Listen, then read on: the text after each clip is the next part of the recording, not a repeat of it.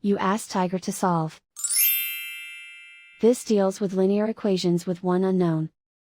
The final result is x equals 13. Let's solve it step by step. Swap sides. Isolate the x. Divide both sides by -11. Cancel out the negatives.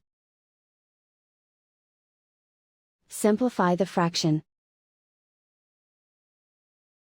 Cancel out the negatives.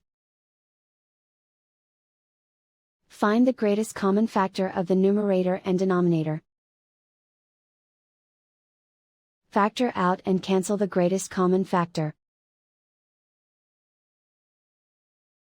And so the final result is x equals 13.